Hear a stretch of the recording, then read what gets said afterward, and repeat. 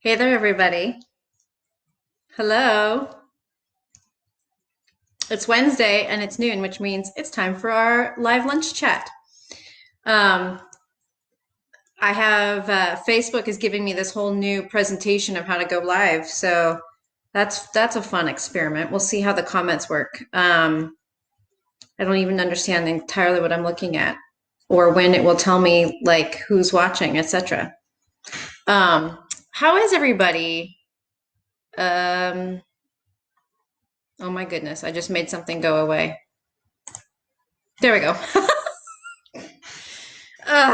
Technology. How's everybody doing? I can't see if anyone's watching or commenting or anything. So, um, Julia, I got a comment. Okay. Hi, Julia. Thank you for hi, Heidi. Thank you guys for chiming in. It doesn't give me the little bubble notices it used to give me when someone tunes in. So, comments are how I can see. So, welcome to this gorgeous, beautiful Wednesday, or at least if you live in the Pacific Northwest, it's a beautiful Wednesday. Hi, Kara Moen. It is gorgeous outside, which makes the outfit I'm in all the more ridiculous. But the things we do for fashion, right? And for a newly minted sweater, you know what I'm talking about. Don't worry. Once we're done with this video, this whole thing's getting peeled off and I'm getting in a t-shirt. Um, how is everybody? I've got my vanilla sock here that I can work on while I'm talking because I don't have to look at it very much, which is nice. Hopefully y'all have some knitting in hand. I cannot believe time has kind of ceased to exist, right? So it's simultaneously flying by and taking years to get through a week. So I am just in a permanent state of confusion about what day it is. Um, it is just so weird. I usually only work from home if it's on like Saturday, Sunday, Monday. So all this time, whenever I'm sitting at my computer at home and doing stuff, I just feel like that's a weekend. And so then I'm just constantly all turned around. But whatever, it's another day, and for that I'm grateful, right? um in a twist of fate, annoyances, whatever, we ran out of ink in our laser printer at the store, and I saw that was coming on Monday or Sunday, and so I went to place an order, and due to shipping being kind of rearranged for non-essential items, apparently which ink is a non-essential item. The first couple of brands of ink that I looked at, they weren't going to get here till the end of April. And I was like, oh no. So luckily I was able to find one that could get it here by Saturday, but that still kind of puts a crimp in things. So all the orders had to get packed up, brought here for me to print labels. Then they'll go to the post office this afternoon, just making things more interesting for ourselves.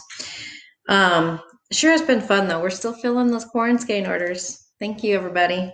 And other orders too, now that I think people have been stuck at home for a while and they're, finding themselves in need of a needle or another skein, etc. So there's been an uptick in those kinds of orders as well, which I kind of thought might happen after a few weeks.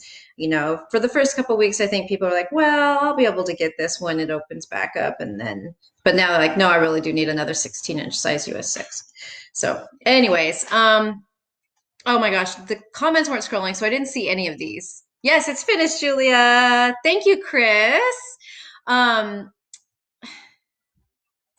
give me all kinds of. It's, yeah, even more confusing than normal. So I'll talk about my sweater. This is that sweater I've been telling you for weeks that I was going to finish. So I'm wearing a white blouse under it so that you can see the detail on the raglans. It's got this great little, there it is, eyelet in the raglan area here, and it is so fun. And so I knit this in Barocco Mercado. I pulled 7 skeins according to the yardage, but I am petite, like short waisted, and so cropped for me is even more cropped than for most people. And so I ended up actually putting two full skeins back. And I have about a half of a skein left over. So I actually knit this whole thing in 4.5 skeins of Mercado. Mercado is a really beautiful, bulky Peruvian Highland wool by Barocco, and it's in gorgeous heathered colors. So this is the pattern that I sent Marie's sister, Anna, in her corn skein, because she used her one word for her corn skein was Marie. So she got sweater quantity in gold. And so it was for this sweater. And so I'll stand up here and I'll give you guys an idea of how cropped it is so you can see. Back up, back up, back up. Here we go. So I'm wearing it with my little white blouse, which I love, and it's, nice and cropped. I think total length from here to here is, gosh, 13 inches. I think it was 13 is the length that I was shooting for from arm to edge of the hem.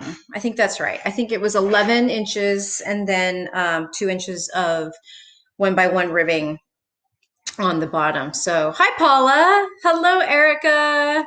Hi, Jan. Thank you all. So this was a really fun, easy, fast sweater. I highly recommend it. Nice and straightforward pattern. Everything about it fit just right. I picked, the size, all of that stuff. It came out as planned. I don't know about you guys, but after I made my boathouse, which I really thought was the perfect fit for me, thank you, Jan Pantini. I laid it flat and I wrote down all the measurements in my phone. The length, the arm length, the sleeve length from the armhole, the bust. Yeah, I think those three things are most importantly. And I put them in my phone and I called it like ideal sweater measurements, at least for how my body is right now. Thank you, Nydia. And so I don't know why it's taken me 16 years to figure that out, to just carry that around with me. But it did. So no one ever said I was the sharpest tool in the drawer. So anyways, now when I'm doing sweaters, I can refer to that, and at least it's like a jumping off point. So I can, like when I was looking for the length of this, the pattern told me to go to X inches, and I was thinking, I feel like that might be too long for me. Pulled up my trusty notes, saw that what I liked about the boathouse is more like a standard pullover length for me, and so I knew I needed a few inches less than that to make it cropped. And there we go. Everything else came out just fine. Cheryl Newhouse. Hey everybody, it's Cheryl's birthday today, I'm pretty sure. So everybody can say hi to Cheryl. Yes, Paula says happy birthday, Cheryl. Yep. I think Cheryl was trying to say thank you. And it came out Guns new. Or either that or she's speaking a language that I'm not familiar with. So anyways, this was a nice one to mark off the finished list. And now I have one more thing in my Ravelry column. Let's see, where am I at? I'm gonna hop over here to Ravelry really quick and see where I'm at in my projects for this year, my goals. Let's see. Finished. Yes, I finished. I finished yesterday. Thank you very much. Projects challenge. I have 14 projects completed out of 55, which is 25%. You guys, I'm at 25%. So this is April. I'm a little behind, but if we're going by time left in the year, but awesome. I'm pretty pleased with that. Should have some more Afghan squares coming in and a couple of pair of socks that are almost done. So like this one, which is getting there. Hello, Sarah Mulholland. Welcome. Gosh, this nice weather just makes me want to go sit outside and knit. Don't get excited. I wasn't going to say go on a hike. I don't do that. I don't go on a hike. Yes. So sorry, momentarily distracted there. But I do love to sit outside in nice weather, maybe with a beverage, my knitting. That's my preferred way of enjoying the outdoors. Yes, but thank you, Becca. Becca says yay for being on track. So, yeah, my next thing to cast on, I think, is going to be the Tosh sweater that I have all the yarn ready to go. It's in Farm Twist, which is a DK Tosh yarn that we don't carry yet. We were supposed to have a big order come in April, but I delayed that order since it's we're not exactly open right now, and making large orders is not exactly prudent. So we will have that yarn at some point this year, though. And when we do, I'm hoping to have a new sweater sample all ready to go. The sweater is one of the I think it's called Gin and Tonic. Is it? How fitting. Do you guys know tomorrow is National Gin and Tonic Day?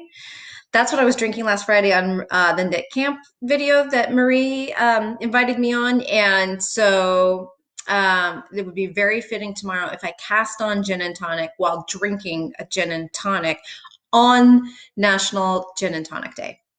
I think. Don't you guys think that would be smart? I know it's bright behind me, but there's not a lot of options in this house for doing that unless I went into a closet. So we don't have window coverings and it's a bright sunny day. So that's what you get. Hello, Gina. Building raised garden beds. Oh, I'm very jealous. I wish that we had those in our old house.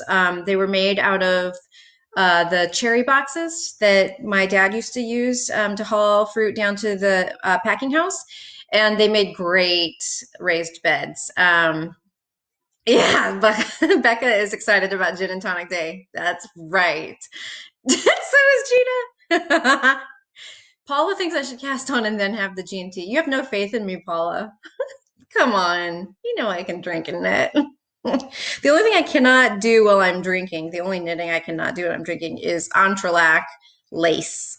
I once tried to do some entrelac lace during knit night while I was having some beverages, and it was this it's little lace motifs in entrelac blocks, and the lace was what's is it Latvian lace that is got that has the noops, the NUPPSs.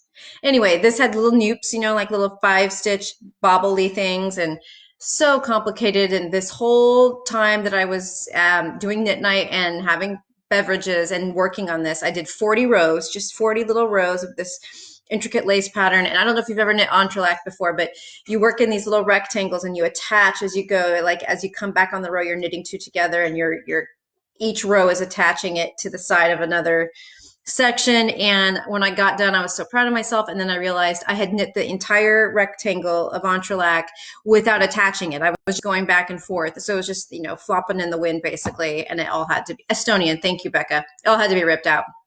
Go figure. That's the last time I tried doing something really complicated while drinking. But I think casting on a sweater I could probably handle. Everybody's a fan of the G's and T's. Yay! We should all have a G and T tomorrow. All right, so I actually brought something over here from my living room to show you guys. I don't think I've shown you this on a video before. I remember I showed you my big Afghan that was a K facet design. No, I'm sorry, a Martin Story design that I needed to finish the border for. Still haven't done it, by the way. But I don't think I've shown you this, and it's one of my all-time favorites. And it's just one of those easy peasy. I showed you the fingering one I'm working on. I haven't shown you this one, I don't think. So here it is. This is my one big granny square from Church Mouse. And I did it in Silk Garden, which is what they recommend. And I just love it so much. It's the perfect lap blanket.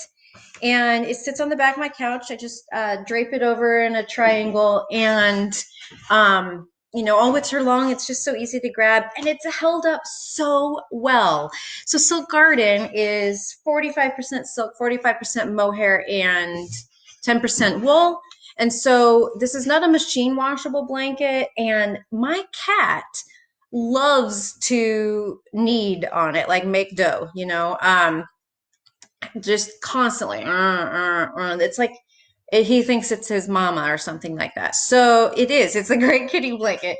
So he goes to town on this thing with his claws, and he has sharp claws.